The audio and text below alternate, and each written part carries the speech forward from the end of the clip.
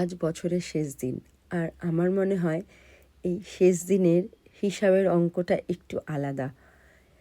শেষ দিনে এসে মনে হচ্ছে এই বছরটা আমি কি করব ভেবেছিলাম সেটা করতে পেরেছি কি না, বাকি কি করা হয়নি যেটা নেক্সট ইয়ারে করতে হবে, কোন জিনিসগুলো এই বছরের খারাপ লাগা যেটাকে ফেলে দিয়ে যেতে হবে, আর কোনটা শিখেছি বা কোনটা ভালো লেগেছে যেটাকে নিয়ে আমি নেক্সট ইয়ারে যাব।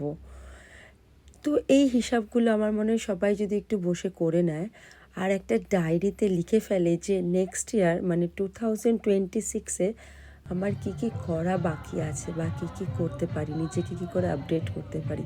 আর বন্ধুরা, জীবন ভীষণ ছোট, কাজ তো থাকবেই, কাজ করতে হবে, খারাপ ভালো সব কিছু মিলিয়েই লাইফ, কিন্তু লাইফটাকে পুরো এনজয় করতে হবে, এমনভাবে বাঁচতে হবে যেন আজকের দিনটাই শেষ দিন, আমার কাছে সময় কম আছে।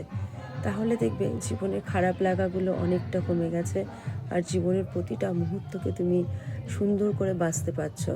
আর সবথেকে বড় কথা, নিজের জন্য শুধু বাঁচাটা কিন্তু কোনো রকম বাঁচা নয়, বাঁচতে হবে এমনভাবে যেখানে সবাইকে একসঙ্গে নিয়ে বাঁচতে হবে।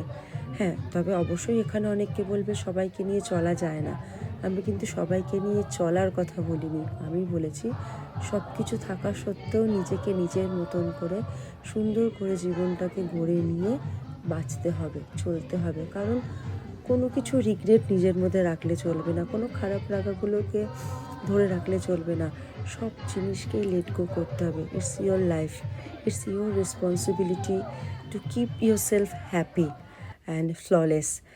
নিজেকে জলের মতন বানাও, আমি সবসময় বলি নিজেকে জলের মতন বানাও, জলকে কিন্তু কখনোই আটকে রাখা যায় না, সে তার মতন ঠিক রাস্তা নলেজ, বিভিন্নভাবে নলেজ বাড়াতে হবে।